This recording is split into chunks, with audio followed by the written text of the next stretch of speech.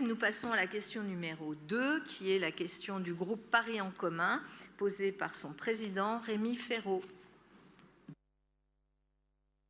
Chers collègues, il y a les paroles et il y a les actes. Et la crédibilité de la politique, elle tient lorsque les deux correspondent, c'est-à-dire lorsque les actes répondent aux paroles. Dans notre hémicycle, tout le monde, quel que soit le groupe politique, jure la main sur le cœur et vote l'ensemble des plans contre la pollution atmosphérique. Je pense donc qu'il faut que chacun ici arrête le double langage, ce qui n'est pas notre cas. On ne peut pas affirmer être contre la pollution au Conseil de Paris, voter les différents plans proposés par l'exécutif et soutenus par la majorité municipale, et vouloir en même temps au Parlement supprimer les zones à faible émission au Parlement.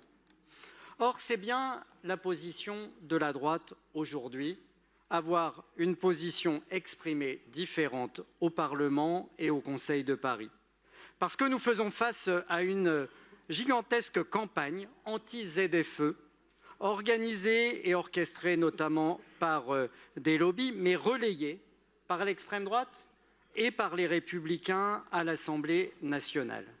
Ainsi, le 26 mars, lors de l'examen en commission à l'Assemblée nationale du projet de loi dit de simplification économique, des amendements, notamment des Républicains, ont supprimé le dispositif des ZFE, créé en 2019, donc déjà ancien, étendu en 2021 et qui restreint dans les métropoles la circulation des véhicules les plus anciens et les plus polluants.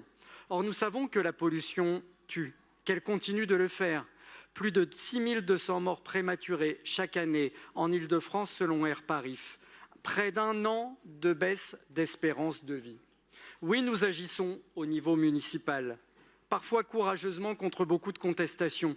Toutes les mesures d'aménagement de l'espace public, de restriction de la place de la voiture vont dans ce sens et elles portent leurs fruits puisque les concentrations de dioxyde d'azote ont baissé de 45% en 10 ans et celles de particules fines de 35%.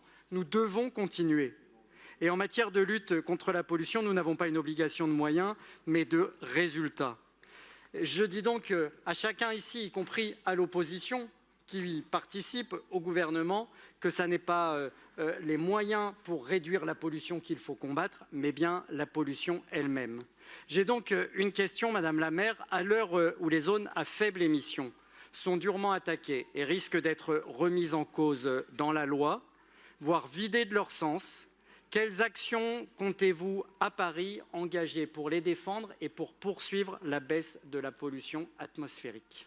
Merci beaucoup, Monsieur le Président.